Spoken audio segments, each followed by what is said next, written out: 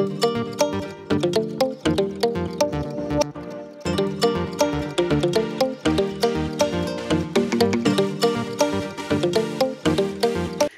Morning friends, केमन आछो तोमरा सबाई? आशा करछि निश्चयई सबाई खूब भालो आछो। तो गाছে এই নতুন ফুলটা আজকেই ফুটেছে জানো তো।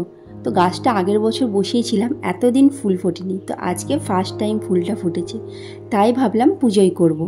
তাই জন্য ফুলটাকে তুললাম আর সব ফুল তুলে নিলাম। নিয়ে দেখো আমার মাম্মাটাকে দেখো এখানে ওর বাবার সাথে প্রতিদিন কলে মুখ ধুতে আসবে, তো মুখ ধুবে, ব্রাশ নেবে, আবার যাবে, তো ওই করবে। তারপর আমি সব কাজ সেরে কাচাকুচি করে জল তুলে সব কিছু করে আমি রান্নাঘরে চলে এলাম। তো রান্নাঘরে আগে বাসনগুলো গুছিয়ে নিচ্ছি, নিয়ে তারপর দেখো চালও ধুয়ে নিয়েছি আর এখানে নোটে শাকও কেটে নিয়েছি। আর আমার মেয়ের দুধটাও বসিয়ে দেবো গরম করতে, কারণ ও খাবে দুধ বিস্কুট। আর ওখানে ভাতটাও বসিয়ে দিয়েছি, আর এখানে আগে শাকটাই ভেজে নিই। তো এখন রান্নার কিছু মাছ টাছ নিয়ে আসেনি, তাই জন্য শাকটা আমি আগের দিন রাতেই কেটে রেখেছিলাম, কারণ সকালে উঠে কাটতে গেলে অনেকটাই দেরি হয়ে যায়। তাই জন্য রাত্রিবেলা রান্না করে কেটে আর প্লাস্টিকে করে ফ্রিজে ঢুকিয়ে রেখেছিলাম। তো আজকে সকালে বের করলাম আর ধুলাম, হয়ে গেল, তাই জন্য আর কাটার ঝামেলাটাই থাকলো না। তো এখানে দেখো ওকে বলেছি একা খা, তাই জন্য একা খাচ্ছে আর খায় না, লাস্টে খাইয়েই দিতে হলো। তো এই ঝিঙেগুলোও কাটবো, মাছ নিয়ে আসবে, মাছের ঝোল হবে। আর এই আম দুটো দেখো কাটবো, তো অনেক দিন থেকেই তো আমের টক আচার করব ভেবেছিলাম। তো নিরামিষের দিন একটু টক আচার হলে বেশ ভালোই লাগে খেতে, একটু আমের তেল আম থাকলে ভাতটাও উঠে যায়। তো বলেছিলাম অল্প আম নিয়ে আসবে, একটুখানি করে রাখবো। তো সেরকম তো আর খায় না, মাঝে মাঝে একটু আধটু খাবো, তো এই দুটো আমেই হয়ে যাবে। তাই জন্য হলুদ মাখিয়ে আর ছাদে রোদে দিয়ে দেবো, দিয়ে তেল আম করবো। তারপর দেখো আমার মাছও নিয়ে চলে এসছে, জ্যান্ত মাছ। তো জ্যান্ত মাছের ঝোল করব। আর একটু বলেছিলাম মাছের ডিম নিয়ে আসতে, তো মাছের ডিমটা একটা তরকারি করব। যে কড়াই আছে চিচিঙ্গে, বটবটি, কড়াই, আলু দিয়ে সব কিছু দিয়ে উচ্ছে দিয়ে একটা চচ্চড়ি মতো করব। তো এখানে দেখো মাছটাও ধুয়ে আমি নুন হলুদ মাখিয়ে নিয়েছি, মাছটাও ভেজে নেব। তো আমার শাক ভাজাটা তো আগেই হয়ে গেছে আর ভাতটাও হয়ে গেছে। তো মাছটা ভেজে আমি মাছটার ঝোল করে নেব, তো ঝিঙে আর আলু দিয়ে। আর মাম্মারও একটা গাজরও ফেলে দিয়েছি ঝোলে, কারণ ওর দেখো গোটা গোটা লঙ্কা দিয়েছি, ওর লঙ্কা ছাড়া আগে তুলে রাখবো, রেখে তারপর লঙ্কাগুলো ঘাঁটবো, তাহলে আর দুবার করে করতে হলো না, নাহলে আবার দুবার করে করতে হতো। আর এখানে উচ্ছেও ভেজে নিয়েছি, আর এখানে মাছের ডিমগুলো দেখো ভেজে নিয়েছি, আর এখানে আলু, ঝিঙে, বটবটি, কড়াই সব কেটে নিয়েছি। আর আগের দিনের একটু ভেটকুল বাটা ছিল ফ্রিজে, তো ওইটাই বের করেছি। আর আম যে কেটে বাড়তি আমগুলো এক্সট্রা আছে, তো এগুলোও ভাবলাম একটু চাটনি করে নেব। তো ওই আমের আঁটি আছে আর একটুখানি মানে খিঁচ একটু আম আছে। আর মাছের ডিমটাও দেখো ভালো করে ঝুড়ো ঝুড়ো করে নিচ্ছি ভাজার পর, কারণ ঝুড়ো ঝুড়ো করে তরকারিতে দিলে পুরো তরকারিটার টেস্ট হবে, নাহলে গোটা গোটা দিলে তরকারিটা সেরকম টেস্টি আসবে না, মানে গোটাই থাকবে ডিমে। আর ঝুড়ো ঝুড়ো করে দিলে কি বলো তো, পুরো ডিমটাই ঘেটে যাবে। তো আমি তরকারিও বসিয়ে দিলাম, জল দিয়ে ঢাকা দিয়ে দিলাম, আর এখানে মাম্মার ডিমটা সিদ্ধ করে নিচ্ছি। তো এই দেখো শুয়ে আছে, তোর বাবার সাইকেল আজকে স্কুলে গেছিলো, বা ওর বাবার সাইকেলে মানে পা ঢুকে গেছে, তো পাটা ঢুকে গিয়ে পায়ে অনেকটাই লেগেছে। তো বরফ দিলাম, আবার জেল মলম দিলাম, দেখো একটু কালচে কালচে ভাব হয়ে আছে, তো লেগেছে বলে চুপচাপ শুয়ে আছে। তো ওকে ডিমটা খাইয়ে তারপর আবার রান্নাঘরে এলাম। তো এসে দেখলাম আমার তরকারিটা মোটামুটি প্রায় হয়েই গেছে। তো এবার লাস্টে আমি শুধু উচ্ছে ভাজাটা একদম লাস্টে দেবো, যাতে তিতো না হয়। আর আমটাও চাটনি করে নিলাম, একটু পাতলা ঝোল ঝোল। তো আমাদের না এই আমের ঝোল খেতে খুব ভালোবাসি, পাতলা করে আমের ঝোল, তাই জন্য পাতলা ঝোলই করলাম। তো রান্না বান্নার পর্ব তো সব মিটলো, এবার আসবে পরিষ্কারের পর্ব। তো রান্নার পরে যে কতটা কাজ থাকে তার ঠিক নেই। তো রান্না করলাম যে শুধু হয়ে গেল তা কিন্তু নয়, তারপরে কত কাজ থাকে দেখো, ময়লাগুলো ফেলা, ওগুলো বালতি করে বাইরে ফেলে আসা, তো এই টুকিটাকি বাসনগুলো মাজা রান্নার পর, তারপর গ্যাস মোছা, পরিষ্কার করা, সব কিছুই পুরো রান্নাঘরটাকে পরিষ্কার করা। তারপর তো আবার এক্সট্রা কাজ আছে। তো আমার সকালে করে সেভাবে বিছানা তোলা এই সেই কাজগুলো হয় না, তো আমি রান্নার পর তারপর সময় পেলে একটু আধটু করে করি, কারণ সকালে ওই সব কাজগুলো করলে আমার রান্নার পুরো দেরি হয়ে যায়।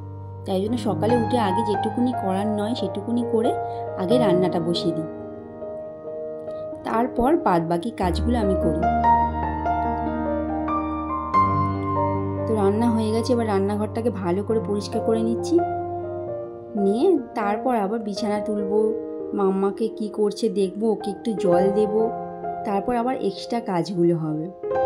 তো সারাক্ষণ যেন কাজই কাজ, মাঝে মাঝে মনে হয় দূর আর ভালোই লাগে না, সারাক্ষণ যেন একইভাবে কাজ করেই যেতে হচ্ছে।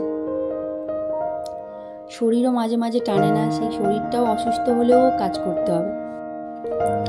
মাঝে মাঝে যেন শরীর আর একদম টানেই না, কিন্তু কি করব, কিছু করার নেই, করতেই হবে।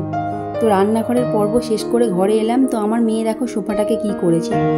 তো সোফাটার কভার দেওয়াই রয়েছে, তারপরেও মানে যাতে নোংরা না হয় সব সময়, তাই জন্যই একটা চাদর পেতে রাখা। তো বারবার কতবার যে চাদরটাকে ফেলে তার ঠিক নেই। তো কাচার হলেই চাদরটাকেই কাচলেই হয়ে যায়, কভারটা আর খুলতে হয় না কষ্ট করে, তাই জন্যই কভারটা লাগিয়ে রেখেছি চাদরটা। তো কতবার যে খোলে তার ঠিক নেই। তারপর আবার আমার ঘরে চলে এলাম। তো আমার ঘরে এসে এবার বিছানাটা তুলে নেব, নিয়ে ঘরটা একটু ভালো করে ঝাড় দিয়ে পরিষ্কার করে নেব। তো বিছানাটাও দেখো তোলা হয়ে গেল।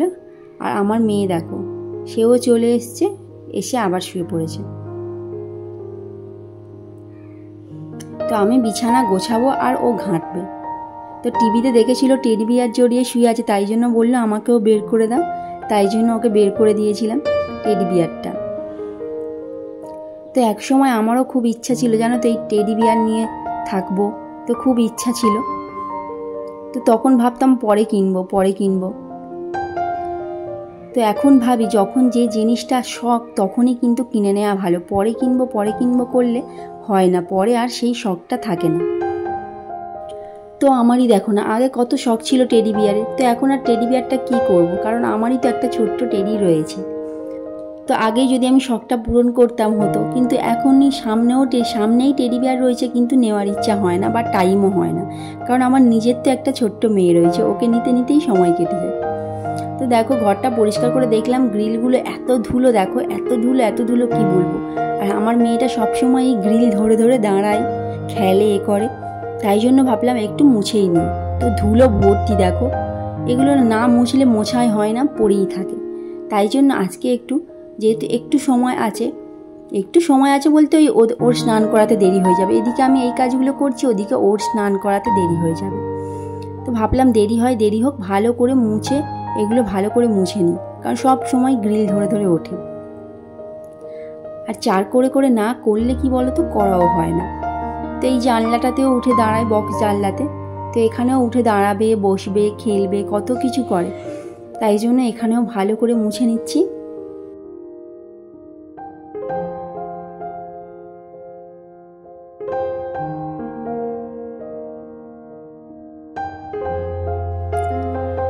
তো এদিকে কাজ করতে গিয়ে আজকে তো মাম্মাকে স্নান করাতে দেরি হয়েছে অনেকটা।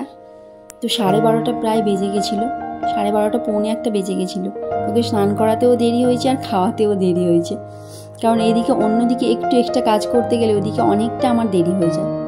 তো যাই হোক, কাজ করে ওকে স্নান করিয়ে দিয়েছি, দেখো স্নান করিয়ে খাওয়াতে বসিয়ে দিয়েছি। তো খাওয়াতে বসিয়ে দিলে ধীরে ধীরে খাবে না, দেখো একবার গাড়ি নিয়ে চলে যাচ্ছে, আসছে, বারবার ডেকে তারপর আসলো। তো এসে ওকে আমি খাওয়ালাম। তো ওকে খাইয়ে তারপর আমি স্নান করলাম, খেয়ে দেখো ওপরের ঘরে নিয়ে আসছি ঘুমাতে।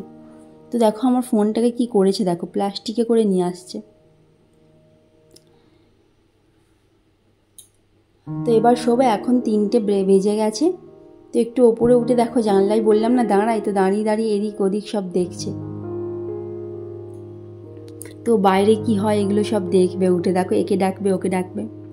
তো দেখো সন্ধেও হয়ে গেছে, আমি সন্ধেটাও দিয়ে নিলাম, দিয়ে তারপর আমি মাম্মাকে পড়াবো। তো বাবাও চলে এসছে, তো আমি চা নিয়ে চলে এসেছি। দেখো চা আছে, বিস্কুট আছে আর চাল ভাজা আছে। তো চা খাবো এটা দিই। আর এখানে মাম্মার দুষ্টুমিটা দেখো, ওকে আমি কখন কিরকম মেরেছি পিছনে, কখন চুল ধরে টেনেছি, ও সেইগুলোই বলছে। এরকম করে মেরেছি, পুরো অ্যাক্টিং করে দেখাচ্ছে দেখো। গেঞ্জিতে নেল পলিশ লাগিয়ে এসছে, বকেছি মেরেছি বলে, তাই জন্য ওর বাবা আসতে বাবাকে বলছে আবার। তো এখন দেখো কত বাহানা করছে। আর এখানে বাবা নিয়ে এসছে আম, আর আমার মেয়ের জন্য গাজর এনেছে, ক্যাপসিকাম, আর আমাদের জন্য শসা আছে, আর ওর জন্য মিষ্টি নিয়ে এসছে। তো মিষ্টিটা খাই তাই জন্য নিয়ে এসছি, তো ওকে দিয়েও দিলাম। বললাম খেয়ে নে, রাতে যেহেতু আজকে পাস্তা করব ভেবেছি, তাই জন্য বললাম কি এখনই মিষ্টিটা খেয়ে নে, কারণ পরে রুটি হলে রুটি দিয়ে খেত, যেহেতু পাস্তা হবে তাই জন্য আগেই খেয়ে নিতে বললাম।